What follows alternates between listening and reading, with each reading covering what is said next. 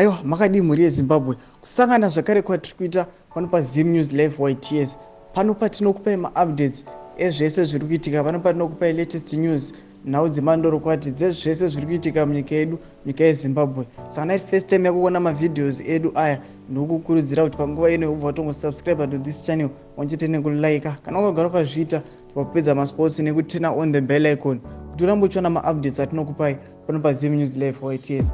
Aiwa, mhuri yeZimbabwe zuva ranhasi tine yakamira kudai so iri kunzi Nelson Chamisa is registered party logo as a trademark, meaning no unauthorized use of the logo to be allowed by other personnel.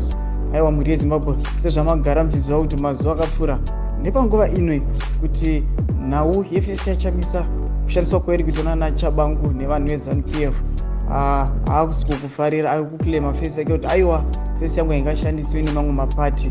Saka ndo nyaya iri kunetsa. Saka pari zvino Nelson Chamisa tora a step forward ndobva register fesi yake as a trademark kuti hapana mumwe munhu ari unauthorized, mumwe munhu anokwanisa kuzoshandisa fesi yake as a party logo. Saka ndo nyaya dzaafambira idzidzi. Saka apa Chamisa azonyatsoratidza kuti aiwa hatichadi zvekuramba tichibiridzirwa, hatichadi zvekuti vanhu vedu vemuZimbabwe, hatichadi kuti vanhu vedu veTCC kana masupporters ake, macitizens aconfusiwe, masupporters ake abirirwe, masupporters ake aconfuse nevanhu veZANU-PF pamapolling station kana pakunovhota kuti panogonekwa face onzi ndo Chamisa ndo kuTCC asiriye. Saka mhuri yeZimbabwe ndo step forward yaitai. Saka mhuri yeZimbabwe chimbotipai maonero enyu kuti munoti kudii pamusoro penyaya iyi, nekuti marumas anga afamba achitendera achiti aiwa Chamisa haana simba pamusoro pefesi yake. Saka iye abva azonoregister fesi yake as a trademark.